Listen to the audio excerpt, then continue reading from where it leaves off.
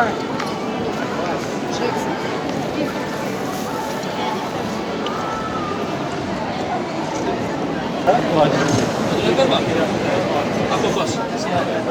nice to see you.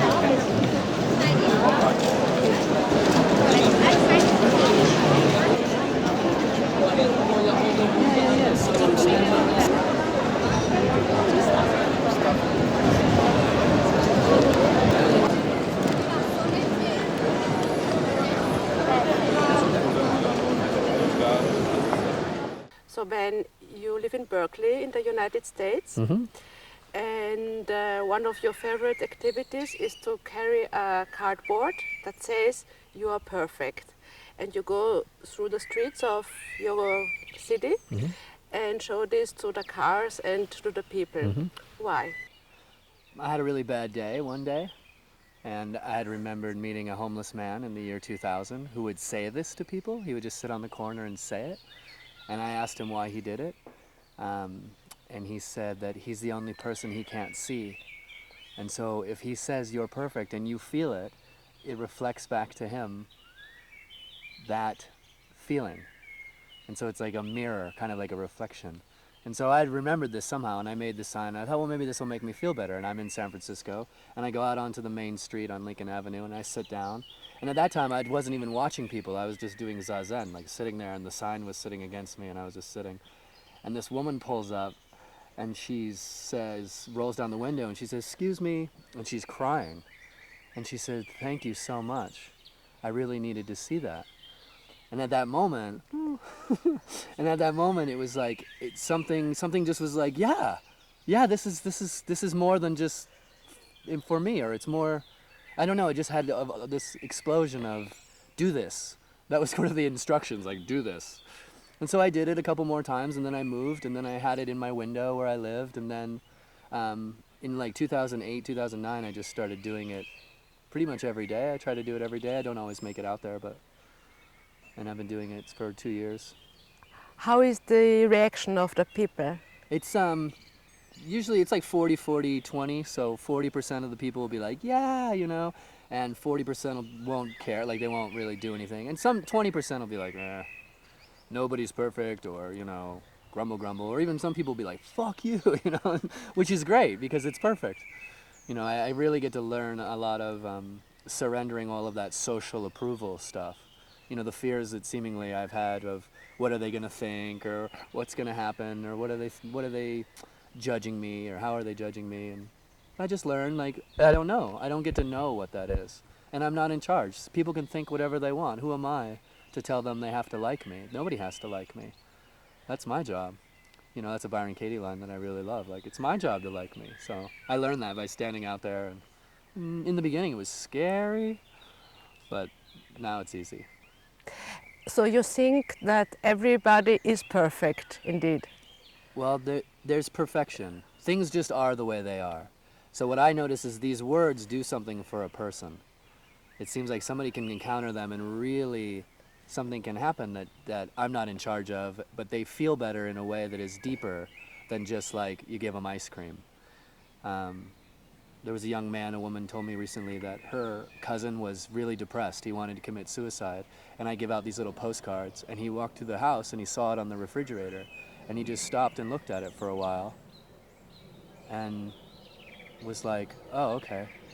And then she said he stopped being depressed. And so I didn't do that. But this message can really do something, because perfection is so... it's so audacious. It's so not like perfection. No way. We can't be perfect. And it's like, well, it's just the way it is. So it's not even like even perfection is a little bit of a stretch. It's the way it is. But this word does seem to do something for some people. And I love it. I mean, it's how I see it. I mean, it's perfect. It's perfect. It's perfect. Underneath all of the stuff and turmoil and sort of struggle of being a person is this calm, kind of clear place that everyone is. And so I like reminding people of that. And it feels really good for me. It's very selfish. I hold the sign because I love it when people feel good. It fills me up. Tell us more about this quiet place you just were talking about.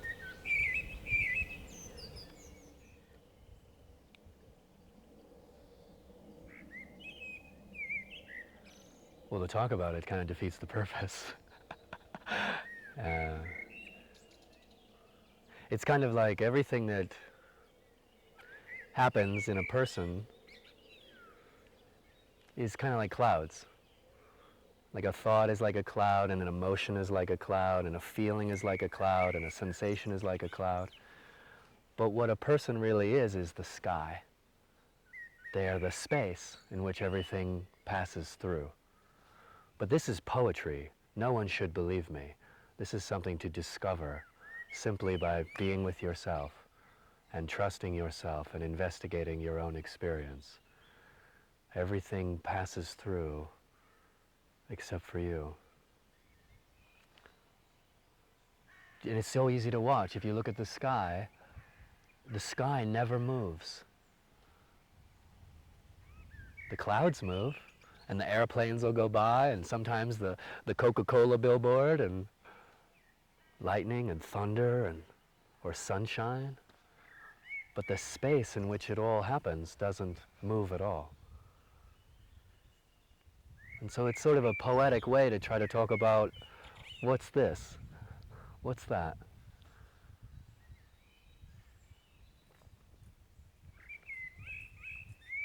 And it can't be talked about because it isn't a word. So we can do this, around and around and around and around and around, and at some point maybe it creates enough of a momentum, like a whirlpool, and it's, oh, I don't know. There's not really, I don't think there's any method or something that people can do, or it just, I notice that if I sit there,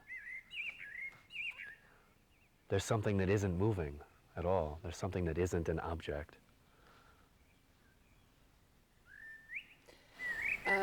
When did you come to discover this quiet place? I don't know if I discovered it because it's what this is. Because otherwise, so the simple answer, I guess, would be in 2008, I had a really hard couple of months, and I was very depressed. And I went out onto my deck where I lived in the mountains and very sincerely whispered up to the stars, God.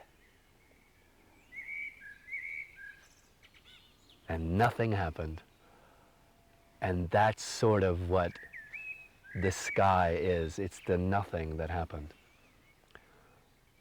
And there was a lot of crying and emotions but this is another one of those stories. You know, there's all these little stories of people and their event where something happens. For some people, there's no story. There's just sort of a shift or a gradual change. Or for others, you know, all of our stories are just stories.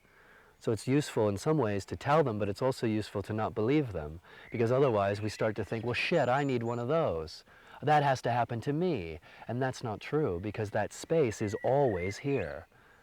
And even this event, where the personality shifted or went from confused to not confused, is something that happens in that space. And that space is so easily and obviously listening to this sound. Whatever is seeing the video is that space. Whatever is seeing the face is that space. There's nothing that can be done to get there because it's already the one thing that's here. So I would call this the enlightenment trap. You don't have to live such a moment. No. And you don't have to wait until such a moment happens and think you only will be happy when such a moment happens to your life if you are a spiritual seeker. Right, no, not at all. The worst thing that can happen is that I will think that happened to me. The worst thing that can happen is to take some kind of an awakening experience personally, because that's not the case. It's not personal. This is a momentum that looks like it's moving. And included in that momentum is it looked like something said God, and there was no answer, and then there was this shift from confusion to clarity. But that didn't happen to anybody. It just happens. So it's taking enlightenment, like enlightenment doesn't happen to a person. Enlightenment is the end of life being personal to that sense that and I'm separate. Or that sense that this is personal. Really, that's the only way I can think of to say it. This isn't personal. It has nothing to do with Benjamin Smythe or anybody. And that's the trap, is people who are seeking look out and they go, well, look, it happened to so-and-so. It's like nothing happens to a person. What seems to happen is the sense of a person being personal just disappears. Which is why it's disappointing, because it doesn't help life at all. Suffering still happens and life still happens, but there's nothing that takes it personally. There's nothing going like this or trying to get more stuff.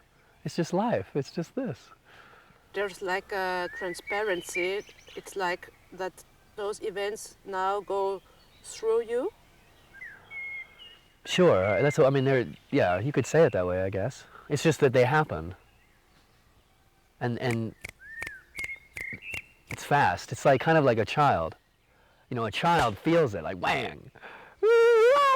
You know, and they just feel it all, and that's like that. But it's not personal. It's not like, oh, this is how I do it. This is how it happens here. Very, very quick, very, very raw. Like suffering is worse now. That's the thing that's, you know, it's like, oops. You know, like, you want enlightenment, well, be careful, because it's worse now. It hurts worse. Everything hurts more, because there's no filter.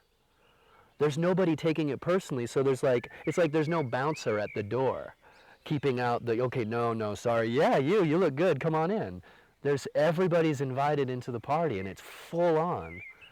So pain is more pain, and sadness is more sadness, and joy is more joy, and it's just not personal to somebody. Life becomes more intense? Way more intense. Quieter in some ways, and way more intense even as it's quiet. Could you say how you got to this place? No. Tell us the technique. No. The recipe. No. No, there are plenty of people that are offering a carrot. There's nothing anyone can do from these eyes, because there's nobody here other than life being life. There's not something somebody can do, and many people can seemingly try to do all kinds of things. But from these eyes, no way. Because that's the trap, is like, I have to do something, I can do something to somehow become more of what I am. Like, life is looking for life, and there's nowhere that it isn't. That's why seeking hurts so much. I'm looking for what is here. It's right here, and I'm looking for it. So if I stop looking for it, but even that, you can't, I mean, that still can sound like a method. So if I said do this, you might listen, and that's horrible. Because everyone knows. Everyone knows. It's just trusting your own experience completely. And so this thing that you are talking about is just obviously already there. It's already here, and it's not any spectacular love or ecstasy. It's just the normal quietness, or the normal daily being, or how would you describe it? Well, love and joy and bliss and feelings of connection and feelings of oneness and all of the stuff that seems to happen, that can all happen. It just doesn't happen to anybody. And it might not happen at all. The minute there's a requirement for a way that the sky has to look, then I'm waiting. You know, it's like I'm waiting for the thing that I think has to happen. A person is looking for something that they are. It's like trying to look at your own face. How are you going to see your own face? Look at your own face. I mean, how are you going to... I could do this forever, and my head will pop off and roll into the thing before I'll ever see my face. So the seeker is looking for their face, and they're already it. And this is very easy to say. This is very easy to say. So it can, you know, it's not something to believe. It's just, that's why the search feels so frustrating. Because you're searching something that you already are. Because what is looking is what you're looking for, and you can never see that. I am fundamentally unknowable to myself. Fundamentally. I don't know anything about myself at all. Because I'm not personal. I'm not a word. I mean, it's just, I don't know anything. I can't know, because what could know that is still the thing that, it's this. It's like, how do I look at myself without a mirror? How do I look at my own face? And that's what the spiritual search is. It's really running around trying to catch a glimpse of my face. So it's something that everybody can feel or can become aware of? I have no idea. Because the minute I say that, it becomes a carrot, and then it's like, oh yeah, I don't know. I don't know. I have no idea. It looks that way, but I don't know. So what is also very special about you is that you are a person that says, I will not charge for giving this message to people.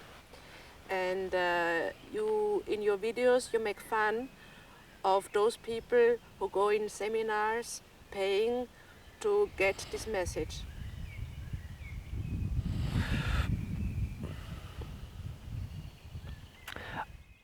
I'm not making fun of the people. I'm just poking at the whole idea that you can buy what you are. I understand the desire to be free of suffering, because suffering hurts. There's no mystery about that. But the idea that the solution to suffering is something you have to purchase,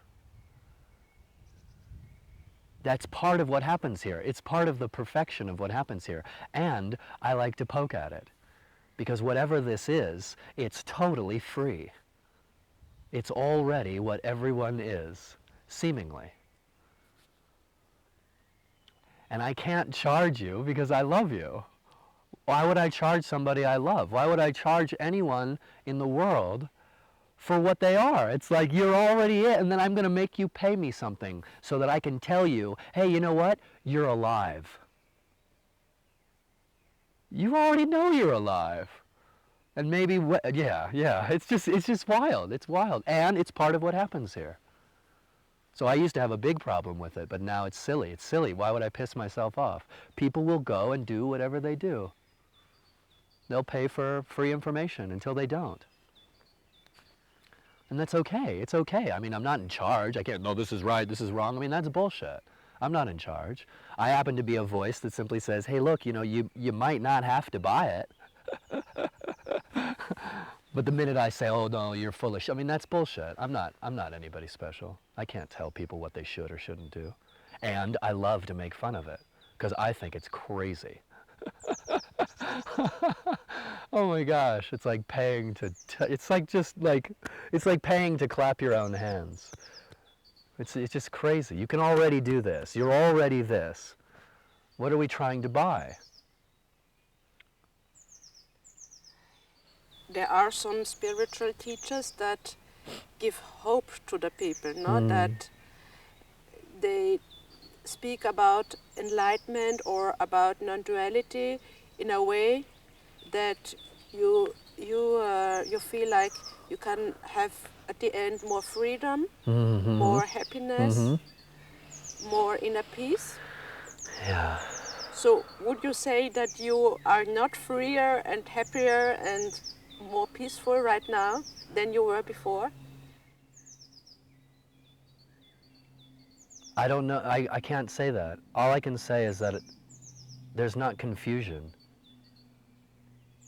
There's still suffering. There's still body gets sick. There's still sadness and joy, but there's just not confusion. It's like the rude awakening. You know, nobody gets anything. Nothing changes except there's no confusion. There's no big reward at the end. But it sells. It's very useful for some people to think there is. I just don't do that. I don't offer anything. There's no hope. But there's also no hopelessness. There's just sitting in a chair. There's just life as it is.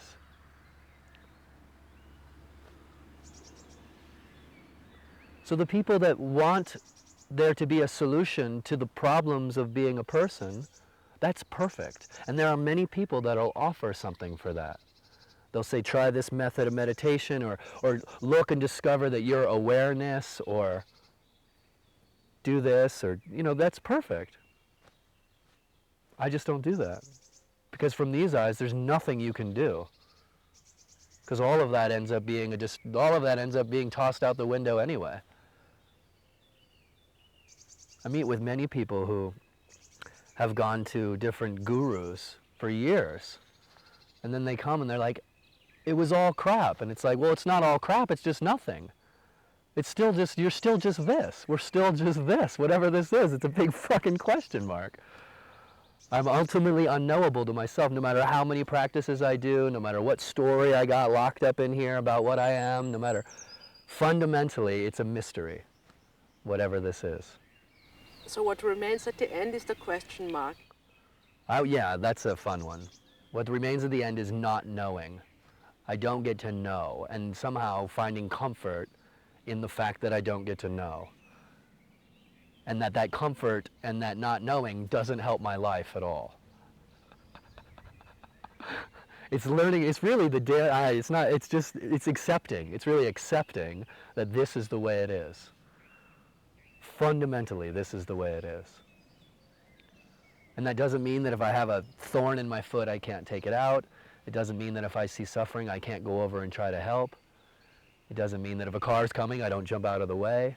Right? There's an intelligence to how it moves, but there's not some ultimate solution to being alive, because there's not really a problem.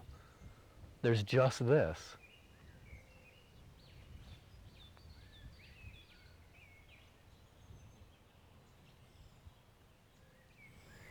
So would you think it's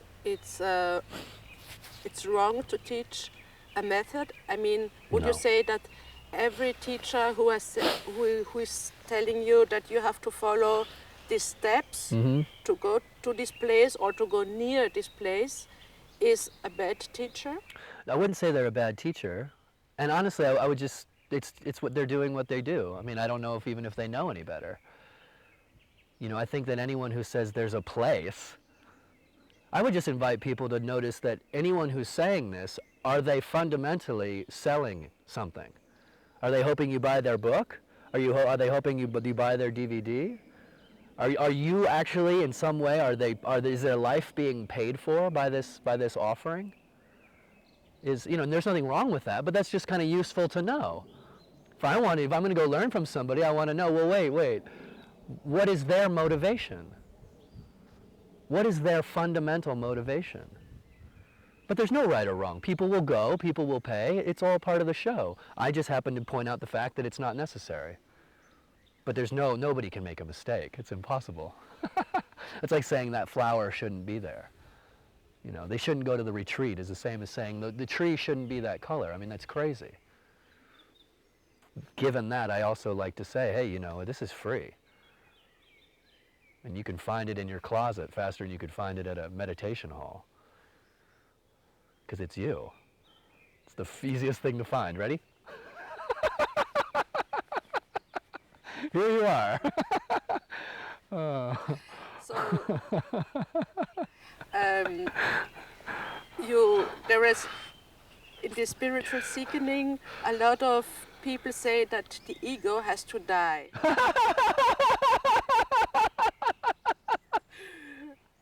This is very funny for you.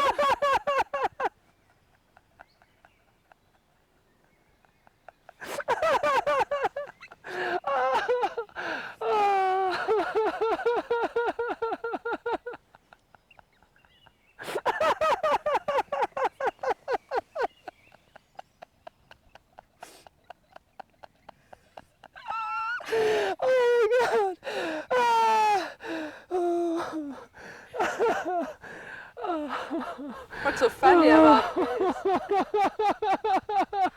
I actually don't know. I just, I wish them luck. Trying to kill this ego. So in your experience, the ego can't be killed or can't go away. What? What are we talking about? This ego that says you are a separate person. This is what we would be talking about. Okay. Let me try to find it.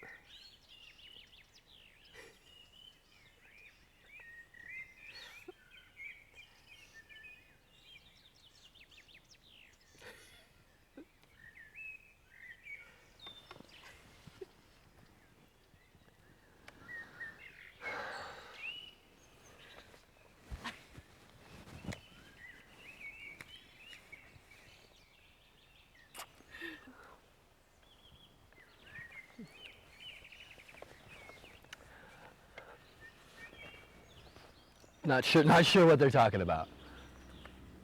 But before, you also said that this sense of being a separate person turned at one point of your life to something impersonal. So the ego dies could be another way of saying that the personal turns into the impersonal. Well, what's fascinating is it was never personal. It was always impersonal. And there was this tiny little, this is personal, feeling. So maybe that's the ego. I don't know. I don't know what that means. Kill the ego. Because I try to kill the ego. Ego is just I in Latin, so let's do it again. I try to kill I.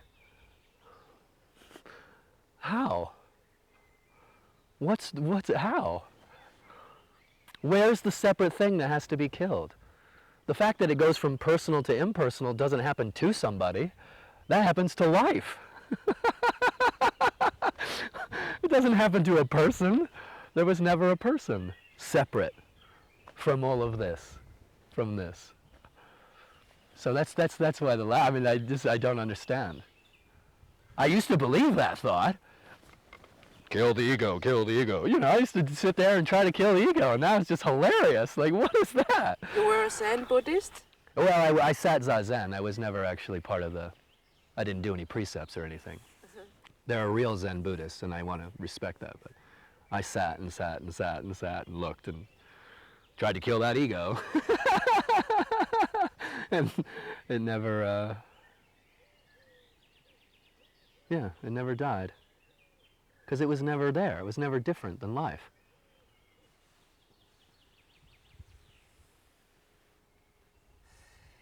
So how are you living in Berkeley? Are you giving talks? Are you traveling around the world to give talks? Are you willing to spread this message of no personality, non-duality? Well, I just kind of do what I do, I think. You know, it has its own kind of life. It doesn't feel like I'm doing it. We talked about this the other day, and like I find myself inside of a life. Every now and then it's like, whoa, what is going on? So there's a trip, and there's, I'm in Austria, and then I'll go to Sweden, and then there's some Satsangs scheduled, but I don't set anything up, I just accept invitations. So that seems to like take all the pressure off, because I just show up and do this, and there's nothing that has to happen, because nobody's missing anything. Nobody needs to come. Nobody's missing anything. So if it comes, great. If we talk and somebody walks away going, oh, cool, whatever, or oh, that was bullshit, I mean, it's all going to happen perfectly, because it's already over. When you talk with people, what is it that you tell them? What is the message that you are giving to them? The simplest thing that I think I notice I continue to say is to trust yourself. Just trust yourself. Don't trust me, don't believe me, don't believe, I mean, I can't tell you who to believe, but don't believe, just trust yourself. You'll do what you do anyway, but it seems very useful for people to meet somebody who's like, I don't fucking know for you, but I bet you do. Nobody on earth knows how to be this but you. Nobody on earth is that one. Nobody on earth is anybody else. Everyone is perfectly unique and fresh. And what if everyone's notes have nothing to do with the listener or with you? Or no matter how awesome it looks like, that person is like esteemed in the spiritual circus. No matter how high up, how much money they have, or how enlightened they look, or what if at the end of it all, none of what they have to share has anything to do with you? So that seems to be the thing I say over and over again. Because all I see are perfectly capable, beautiful expressions of life. So you need nobody to tell you how you should be living or what you should do in order to achieve happiness or whatever. Or just to be alive. You don't even need me to tell you to trust yourself. I mean, in that way, what I share is ridiculous. I mean, it's ridiculous. And it happens. And it seems like invitations come, so I go. But nobody even needs to hear, I die, like 5 seconds from now, I die, the world's fine. I mean, it's more than fine. It's amazingly still perfect the way it is. So nobody needs anybody else. And it seems like we're all here to kind of like eat and dance and play and encourage each other. And love our egos and our personalities. Sure. There's no separation, so sure. You can try to love an ego the same way you could try to kill it. That'd be just as funny. So are you giving talks in Berkeley regularly? No. No, I love meeting with people one-on-one, so I notice that I meet a lot of people one-on-one. Because each person is so unique. And so it seems like it responds very naturally to each person. There's a talk in December in Berkeley with East Bay Open Circle, and that's the only public one there. I don't really, yeah, I'll do it if I'm invited, but I don't. Now you're in Europe, you're making like a tour. Mm-hmm. You called it the silent tour? Sure. Yes. Yeah, I'm real quiet. Are you planning another tour in 2012? Yeah. Yeah, and it's there's a lot of people who have already expressed interest, so basically what I want to try to do is just live with people like we have been, and it's so fun. It's just living with people. We have been living together for 1 week now, and we had a lot of fun. Yeah, and that's it. I mean, that's it. There's no teaching, there's no nothing. It's just hanging out together, playing and seeing the world and sharing and talking and learning together. So 2012 there's a lot of people that have expressed interest, and so that's already almost full. I have to check back with people in the fall to confirm, but there'll be another month in Europe, and then yeah, places in the United States, and then a trip to Costa Rica, I think. Okay, so thank you. Oh, yeah, you're welcome very much.